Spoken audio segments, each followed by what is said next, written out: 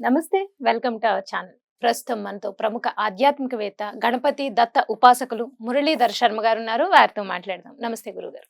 మహాదేవ శ్రీమాత్రే నమః. ఫిబ్రవరి 4వ తారీఖు రథసప్తమి కదా అండి. ఆ. సో రథసప్తమికి ఎటువంటి రెమెడీస్ ఫాలో అవడం వల్ల అనారోగ్య సమస్యలు తగ్గి, లేదు కుటుంబంలో ఒక సఖ్యత అయిన ఏదైనా సూర్య భగవానుడి ఆరాధన అంటారు కాబట్టి ఎటువంటి పరిహారాలు పాటించాలి అని చెప్పండి. తప్పకుండా అమ్మ. రథసప్తమి మరొక ముఖ్యమైన విషయం ఏమిటి అంటే రేపు మైత్రేయ ముహూర్తం కూడా ఉంది. ఓ విన్నారా? ఇక మైత్రేయ ముహూర్తం గురించి మన ఛానల్కు చెప్పాల్సిన అవసరం లేదు, అవునండి, అందరికీ తెలుసు. సో రేపు ఉన్నటువంటి మైత్రేయ ముహూర్తము గురించి మన వీడియో చివరిలో చెబుదాము. ముందుగా రేపు రథసప్తమి. రథసప్తమి అంటే సూర్య భగవానునికి సంబంధించినటువంటి రోజుగా మనము చేసుకునేటువంటి ఈ యొక్క పండుగ. ఈరోజు అందరూ కూడా సువాసినీలు చక్కగా ఇంటి ముందు ఈ యొక్క సూర్యుని యొక్క రథముకు సంబంధించినటువంటి ముగ్గు వేసుకోవడం కానీ, మరికొందరు వ్రతాన్ని ఆచరించడం కావచ్చును. ఇలా ఎంతో అద్భుతంగా కూడా చేసుకునేటువంటి రథసప్తమి.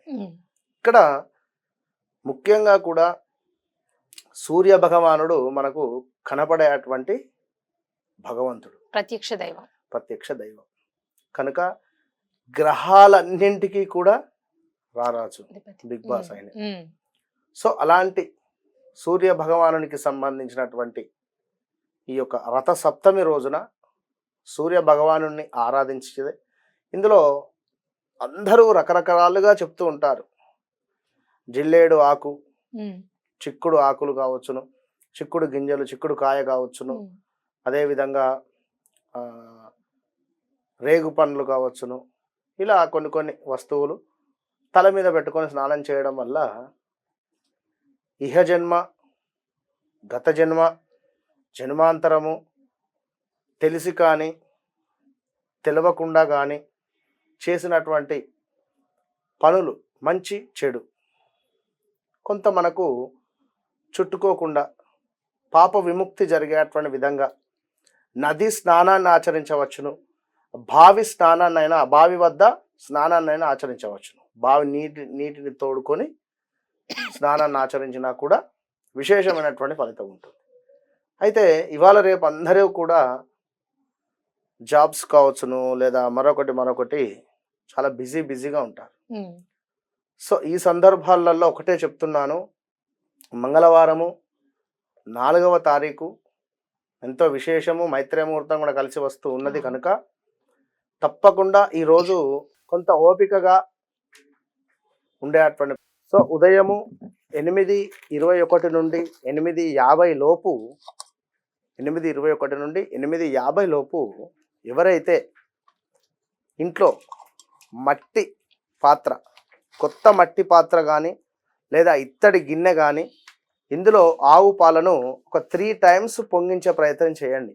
3 సార్లు అంటే ఒకసారి ఫుల్గా కాగిన తర్వాత గ్యాస్ కొంచెం తక్కువ చేయాలి, పాలు పొంగాక మరలా 1 సెకండ్ 2 సెకండ్లు ఆగి మరలా గ్యాస్ ఫుల్ పెట్టాలి, మరలా పొంగుతుంది. ఇట్లా 3 పొంగులు మంచిగా చక్కగా నురుగా పాల పొంగులు 3 సార్లు కూడా పాలు పొంగించేటువంటి ప్రయత్నం చేసి చక్కగా కూడా అవే పాలతో సూర్య భగవానునికి ఈ విధంగా ఆ యొక్క పాలను చక్కగా పాలతో క్షీరాన్నం చేసి ఎల్లేడు ఆకుపై కావచ్చును, లేదా చిక్కుడు ఆకుపై ఈ క్షీరాన్నాన్ని చక్కగా కూడా పెట్టి సూర్య భగవానుని యొక్క ప్రతిమ కానీ, ఫోటో కానీ, లేదా విష్ణుమూర్తికి సంబంధించినటువంటి దేవాలయంలో అయినా విష్ణుమూర్తికి నివేదన చేసిన, కొంత తులసి చెట్టు దగ్గర పెట్టిన, సూర్యుని యొక్క కిరణాలు ఈ యొక్క క్షీరాన్నంపై పడేటువంటి విధంగా నివేదన చేసి స్వామివారు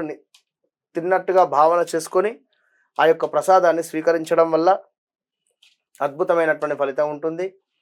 ఇక ఎవరైతే ఆరోగ్య సమస్యతో బాధపడేటువంటి వారు ఖచ్చితంగా కూడా చనిపోయినటువంటి పెద్దలకు ఈ సమయంలో, మనం చెప్పినటువంటి సమయంలో తర్పణాలు విడిచిపెట్టండి.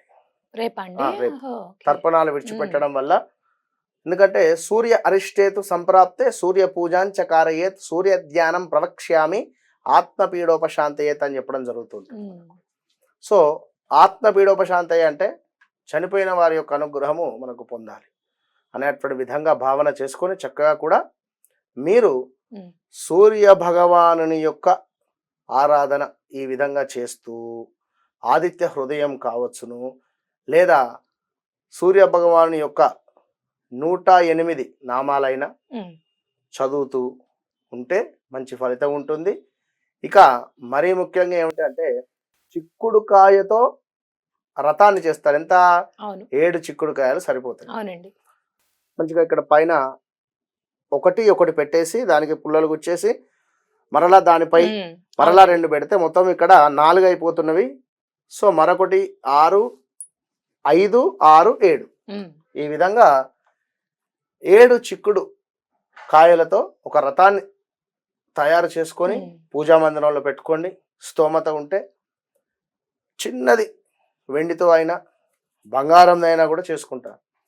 చేసుకొని అందులో ఎరుపు రంగులో ఉండేటువంటి సూర్యుని ప్రతిమను పెట్టి చక్కగా మందార పువ్వులతో స్వామివారికి పూజాది కార్యక్రమాలు చేసి దానికదే బ్రాహ్మణులకు దానంగా ఇవ్వాలి.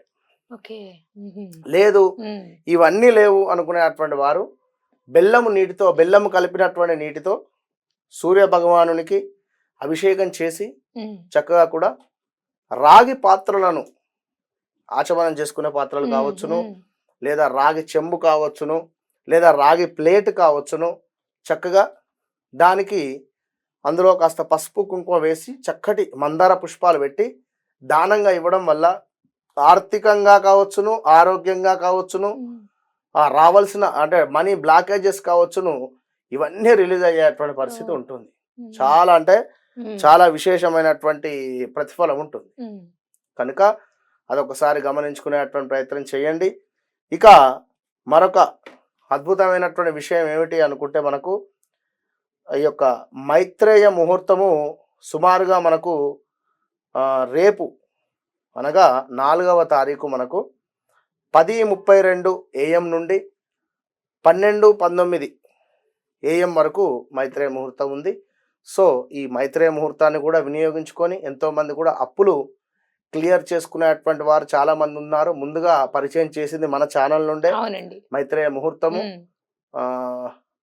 మరలా చెప్తున్నాను, 10:30 నుండి సుమారుగా 12:20 లోపు. ఇది అందరూ చక్కగా వినియోగించుకొని రథసప్తమి రోజు మన మంగళవారము అప్పు చేయకండి, అప్పు తీరిస్తే బాగుంటుంది. కనుక ఆల్ ద బెస్ట్ అందరికీ. చాలా చక్కగా రథసప్తమి ఎలా వినియోగించుకోవాలి, పూజా విధానం కూడా చాలా చక్కగా చెప్పారండి. సో పూజ ఎలా చేసుకోవాలి, అలాగే అప్పులు తీరాలంటే ఎటువంటి పరిహారాన్ని పాటించాలి అనేది చక్కగా వివరించారండి. ఇక్కడ జాతకరీత్యా సూర్య భగవానుడు ఇబ్బంది పెడుతూ ఉన్నా అంటే మంచిగా లేకున్నా తులాలో నీచబడతాడు. సో ఎవరికైతే తులాలో గాని ఈ యొక్క వృషభంలో గాని సూర్య భగవానుడు ఉంటే వారి లగ్నం నుండి కొన్ని ఇబ్బందికరమైనటువంటి పరిస్థితులు ఉంటాయి. ఇక గవర్నమెంట్ రిలేటెడ్ జాబ్స్ రావాలి అన్నా, గవర్నమెంట్ రిలేటెడ్ ఏదైనా పనులు అవ్వాలి అన్నా ఈరోజు ఈ పరిహారాలు చేసుకుంటే కూడా మంచి ఫలితం వస్తుంది. అండ్ కుదిరితే ఎవరైతే పోలీసు ఇంకా లాయర్ రిలేటెడ్ ఉండేటువంటి వారికైనా, ఇంకా ఈ యొక్క జిహెచ్ఎంసి వారికైనా ఈ రోజు ఈ రథసప్తమి రోజు వారికి తప్పకుండా ఏదో ఒకటి మీ నుండి ఒక పండు కావచ్చును, లేదా ఒక వస్త్రం కావచ్చును, ఒక పెన్ కావచ్చును, లేదా ఏదైనా దానంగా ఇవ్వండి. చాలా అంటే చాలా అద్భుతమైనటువంటి రిజల్ట్ వస్తుంది. చాలా మంచి పరిహారం అండి. రైట్ గురుగారు, ధన్యవాదాలు.